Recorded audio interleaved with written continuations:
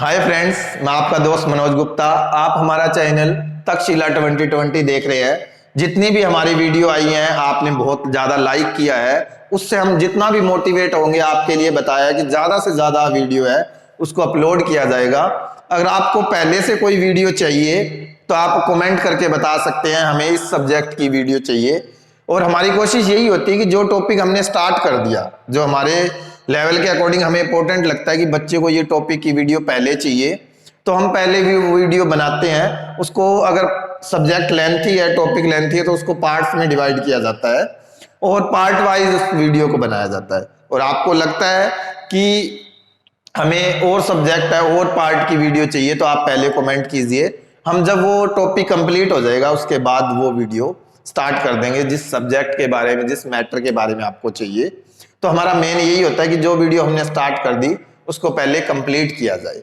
अगर उसके बारे में कुछ बातें रह जाती है तो उसके लिए बाद में एक वीडियो अलग से बना दी जाएगी। तो हम नेशनल इनकम ही स्टार्ट कर रहे थे, तो हमने उसमें दो मेथड्स हैं उनके बारे में डिस्कस कर लिया था। अब लास्ट मेथड है एक्सपेंडिचर मेथड, उसके बारे में हमने बात करनी है। इसमें इसको व्यय विधि बोला जाता है। आपको बताया था तीनों में रिलेशन होता है और तीनों के रिलेशन से आप इजीली इनको याद कर सकते हैं। तो पहला बताया था प्रोडक्ट मेथड होता है, दूसरा इनकम मेथड होता है और तीसरा एक्सपेंडिचर, जिसको व्यय विधि बोलते हैं। और जब हम एक्सपेंडिचर की बात करते हैं तो आपको बताया था कंजम्पशन के बारे में बात करेंगे, इन्वेस्टमेंट के बारे में बात करेंगे, गवर्नमेंट के बारे में बात करेंगे और रेस्ट ऑफ वर्ल्ड के बारे में बात करेंगे। अब हम इसके लिए पुरानी थोड़ी सी ब्रीफ हिस्ट्री इनको बताना चाहता हूं कि एक्सपेंडिचर मेथड आपको आसानी से समझ आ जाए। इसके लिए आपको पता है इकोनॉमी में 4 सेक्टर लिए जाते हैं। जब हम बात करेंगे 4 सेक्टर, यानी कि 2 सेक्टर और 3 सेक्टर इकोनॉमी है उसको हम क्लोज्ड इकोनॉमी मानते हैं, और 4 सेक्टर इकोनॉमी होती है जो उसको हम ओपन इकोनॉमी मानते हैं। इसको क्लोज्ड को बंद अर्थव्यवस्था बोलते हैं, ओपन को खुली अर्थव्यवस्था बोला जाता है। क्लोज्ड का मतलब है विद इन कंट्री।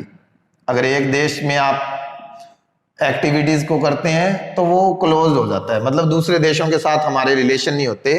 जब दूसरे देशों के साथ, रेस्ट ऑफ वर्ल्ड, अपनी कंट्री का दूसरे देशों के साथ रिलेशन होगा, तब हम उसके लिए ओपन इकोनॉमी वर्ड यूज करेंगे, क्योंकि हम ओपन हो चुके हैं, दूसरे कंट्रीज के साथ भी रिलेशन किया जाता है। तो कंजम्पशन का मेन जो होता है वो कंज्यूमर से होता है। इसके लिए हाउस होल्ड वर्ड यूज किया गया है, गृहस्थ बोलते हैं हिंदी में हम, जो हाउस होल्ड हो गए, यानी कि वो गुड्स की क्या करेंगे, परचेज करेंगे। गुड्स एंड सर्विसेज को वो क्या करेंगे, कंज्यूम करते हैं, मतलब परचेज करते हैं। तो ये कंजम्पशन में आ जाएगा। जब हम इन्वेस्टमेंट की बात करेंगे तो प्रोड्यूसर की बात करते हैं, उसको उत्पादक बोला जाता है, क्योंकि वो प्रोडक्शन करेगा। प्रोडक्शन के लिए उसे क्या चाहिए, मनी, और मनी को वो इन्वेस्ट करेगा। और इन्वेस्ट आगे बता देंगे कि मेनली 2 चीजों में होता है, फिक्स और इन्वेंट्री। यानी कि फिक्स असेट्स में आपकी फिक्स होती है जो लॉन्ग टाइम के लिए यूज होती है। लॉन्ग टाइम का मतलब लंबे टाइम के लिए आप कोई असेट्स यूज करते हो तो वो आपकी फिक्स असेट्स होती है। इसको हम स्थायी परिसंपत्तियां बोलते हैं।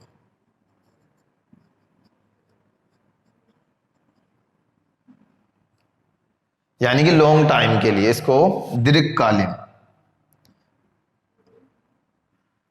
और जो इन्वेंट्री होती है वो अल्पकालीन भी मान सकते हो, वो कम टाइम के लिए, क्योंकि इन्वेंट्री को आप आसानी से कैश में वो जल्दी से जल्दी कन्वर्ट होती है, तो इसको अल्पकालीन मान के कर सकते हो। ये दीर्घकालीन होगी, ये अल्पकालीन। तो इन्वेस्टमेंट के 2 पार्ट हो गए।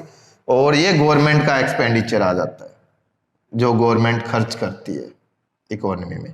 और लास्ट रेस्ट ऑफ वर्ल्ड, जिसको शेष विषय बोलते हैं, ये सरकारी व्यय आ जाता है। जितना गवर्नमेंट, इन 4 जो चीजें हैं, ये 4 कंटेंट है, वो मिलके हमारा क्या बनाएंगे, एक्सपेंडिचर मेथड को कवर करेंगे। जब हम कंजम्पशन की बात करते हैं तो आपको बता दिया, जो आप यूज कर रहे हो प्रोडक्ट, कंज्यूमर यूज करता है, उसको कंजम्पशन बोला जाता है उस प्रोसेस को। इसमें दोनों टाइप का जो कंजम्पशन लिया जाता है, प्राइवेट कंजम्पशन भी लिया जाएगा और गवर्नमेंट भी, यानी कि निजी भी आता है और सरकारी उपभोग, दोनों लिए जाते हैं।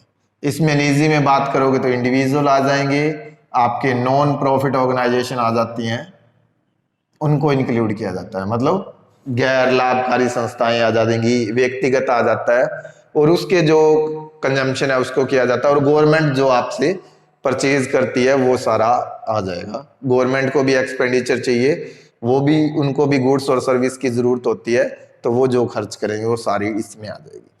फिर सेकंड बात करते हैं इन्वेस्टमेंट पे, और जब इन्वेस्टमेंट की बात करेंगे इसके लिए ग्रोस कैपिटल फॉर्मेशन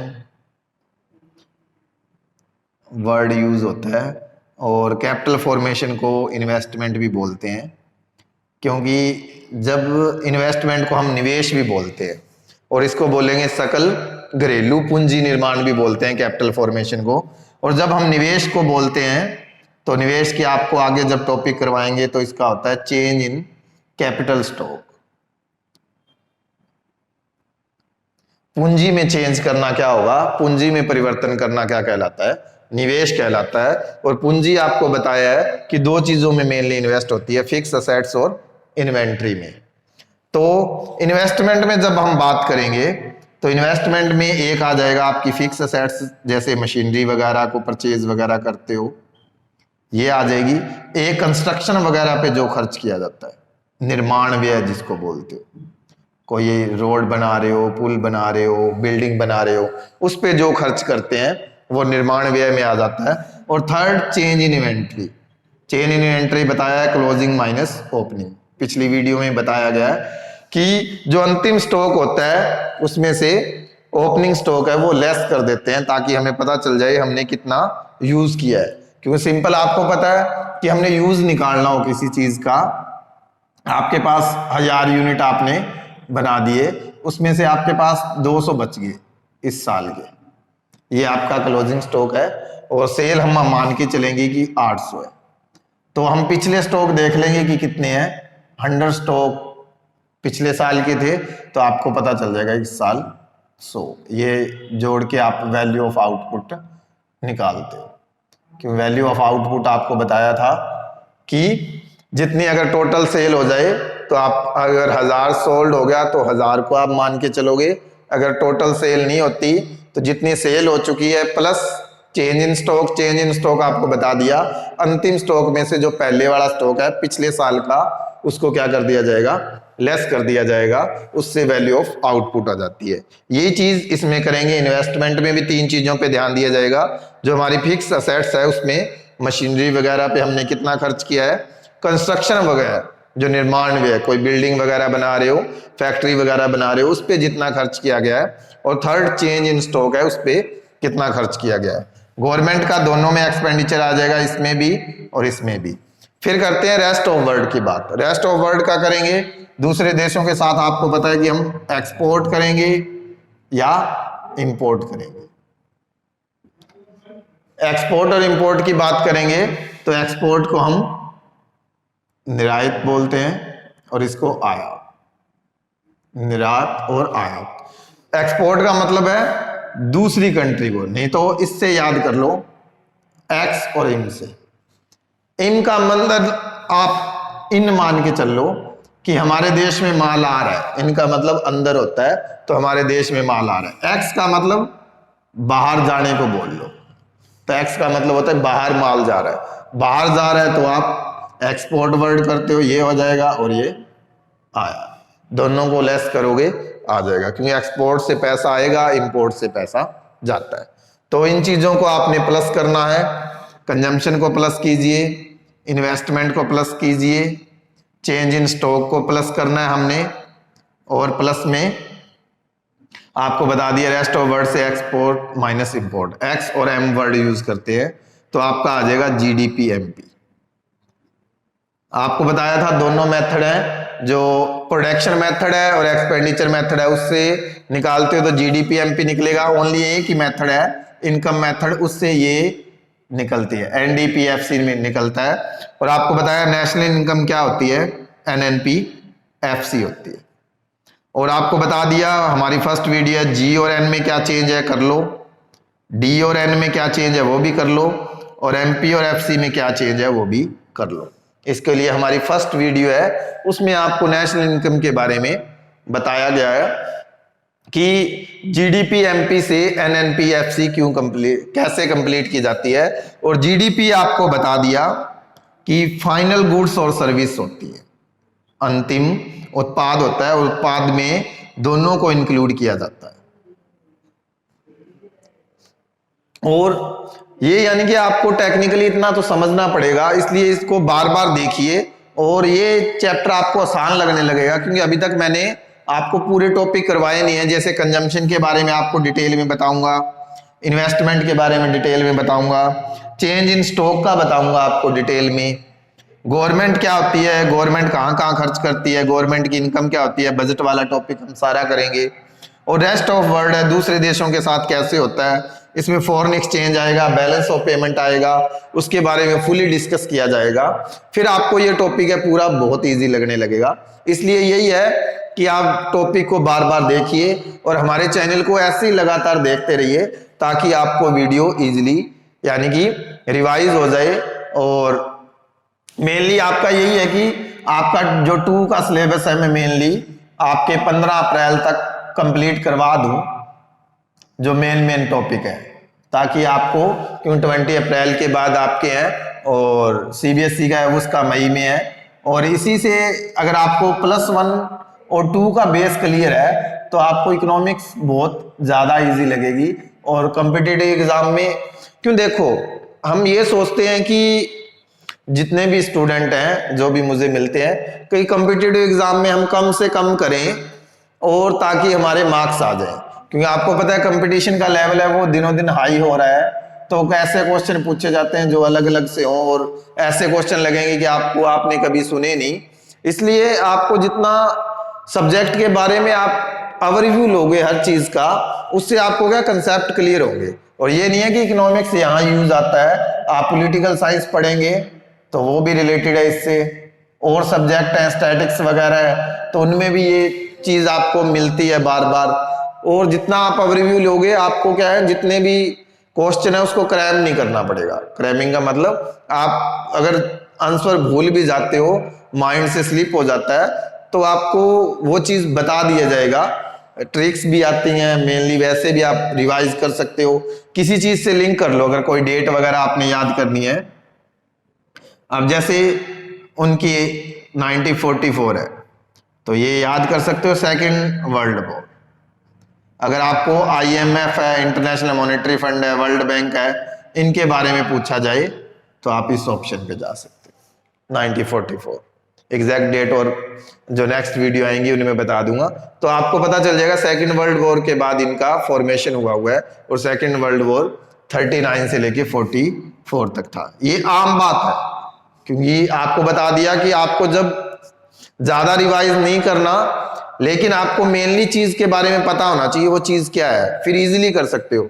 आपको सेकंड वर्ल्ड वॉर है, ये बहुत जगह काम आएगा, इसलिए सेकंड वर्ल्ड वॉर की डेट याद रखिए कब हुआ था। उसके बाद बहुत सी संस्थाएं फॉर्मेशन में आई हैं, तो उन संस्थाओं को याद कर लीजिए, और किस किस पर्पज के लिए बनी है वो आपको पता होना चाहिए।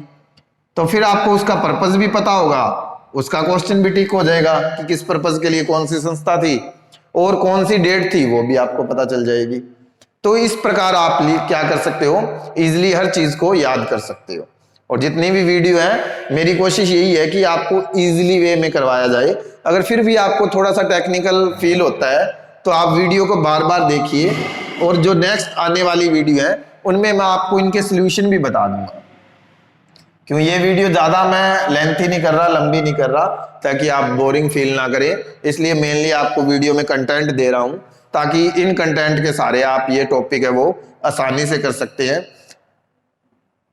फिर भी आपको लगता है कि ये वीडियो काफी लेंथी और टेक्निकल हो चुकी हैं और थोड़ा सा हमें बोरिंग फील होता है, तो आप हमें कमेंट कर देना और कोशिश करेंगे कि बीच बीच में आपको कुछ ऐसी चीजें बताई जाए जो आपके माइंड को रिफ्रेश कर सकें। कोई जनरल नॉलेज की चीज बता दी जाएगी, कोई इमेजिंग फैक्ट बता दिए जाएंगे, क्योंकि हमारे स्टूडेंट आजकल जो प्रेयर में असेंबली होती है उनमें इमेजिंग फैक्ट बताते हैं, अच्छे अच्छे इमेजिंग फैक्ट बताते हैं। तो एक फैक्ट आपको बता देता हूं। कहते हैं जब हम हंसते हैं तब हम 17 मसल्स का यूज करते हैं, मांसपेशियों का यूज करते हैं, और जब हम गुस्सा करते हैं तब हम अपने शरीर की 43 मांसपेशियां हैं उनका यूज करते हैं। तो ये अच्छे अच्छे इमेजिंग फैक्ट है, बहुत सारे बच्चे लेके आते हैं, तो आपको और भी अच्छे इमेजिंग फैक्ट आपको बता दिए जाएंगे। तो इससे आपको क्या होगा, वीडियो के अंदर जो बोरिंग सी है वो फील नहीं होगी, चुटकुले बता दिया जाएंगे। और आपको थोड़ी सी और सब्जेक्ट है जैसे इंग्लिश वगैरह, उनकी मेनली ट्रिक्स बता दूंगा, क्योंकि कईयों के मन में ये होता है कि इंग्लिश पता नहीं क्या चीज है, वो बहुत वो करते हैं कि हमें इंग्लिश में ये नहीं आता। कई स्टूडेंट मिलते हैं, सर इंग्लिश बहुत बड़ी चीज है, लेकिन इंग्लिश ऐसी कोई बड़ी चीज नहीं है, क्योंकि मैं खुद बता रहा हूं कि मेरा जो बीकॉम का लेवल है वो फुल्ली हिंदी मीडियम था। क्योंकि एक इंसिडेंट बताता हूं आपको, क्योंकि मेनली जो इंसिडेंट बताऊंगा मेरे से रिलेटेड, मेरे जो एक्सपीरियंस है उससे रिलेटेड बताऊंगा। बीकॉम के बाद मैंने एमबीए की थी, और एमबीए के लिए मैं दिल्ली गया था इंटरव्यू देने। एक इंस्टीट्यूट था, उनकी कॉल आई थी, वहां फ्रेंड्स भी गए थे, तो उन्होंने मुझसे पूछा था कि रिटेल मैनेजमेंट क्या होता है। तो मेरी इंग्लिश इतनी भी हाई नहीं थी कि मुझे रिटेल का मीनिंग पता हो। वैसे रिटेल का मीनिंग सिंपल है, हिंदी में हमसे पूछते हैं कि फुटकर क्या होता है, तो हमें पता था जो स्मॉल क्वांटिटी में माल को सेल करता है वो फुटकर होता है, और थोक विक्रेता भी हमें पता थे, लेकिन हमें रिटेल मैनेजमेंट नहीं पता था। और उस टाइम रिटेल मैनेजमेंट का क्रेज था थोड़े बहुत, क्योंकि मॉल वगैरह जो ओपन होते हैं वो सारे रिटेल में आते हैं। +1 में ये टॉपिक भी है रिटेल के बारे में, रिटेलर कौन से हैं, टाइप ऑफ, उसमें डिपार्टमेंटल स्टोर, मॉल्स वगैरह, चेन स्टोर, ये सारी चीजें आती है। तो उस टाइम हमें ये लगता था कि इंग्लिश बहुत बड़ी चीज है, लेकिन जब हमने एमबीए किया उसके बाद जितनी भी मैं डिग्री कर रहा हूं वो इंग्लिश मीडियम के थ्रू कर रहा हूं। अब ये भी इतना मतलब भी नहीं है कि इंग्लिश कर रहे हैं तो हम हिंदी को भी भूल जाएं, नहीं। जितने मुझे इंग्लिश के बारे में नॉलेज है उतनी कोशिश मैं करता हूं कि मुझे हिंदी लैंग्वेज के बारे में पता हो, और हिंदी में भी पता हो। जितनी लैंग्वेज मैं सीख सकता हूं, पंजाबी सीखता हूं, बोलते हैं तो पंजाबी आती है, बागड़ी विलेज में रहता हूं तो बागड़ी लैंग्वेज भी आती है, और हम ये भी कोशिश करते हैं कि कंटेंट बच्चों को समझाने के अगर बागड़ी लैंग्वेज का भी यूज किया जाए वो भी करें, ताकि आपको ऐसा फील हो कि टीचर हमें अपने आपके लेवल पे आके पढ़ा रहा है। तो और भी आप बता सकते हैं कमेंट में, वो आपके अकॉर्डिंग हम वीडियो में चेंजेस कर लेंगे। और आप हमारी वीडियो को ऐसे ही देखिए, लाइक कीजिए और हमारे चैनल को सब्सक्राइब कीजिए ज़्यादा से ज़्यादा, ताकि हम मोटिवेट हों। आपको बार बार ये कहता हूं, और इस वीडियो को देखने के लिए आपका धन्यवाद।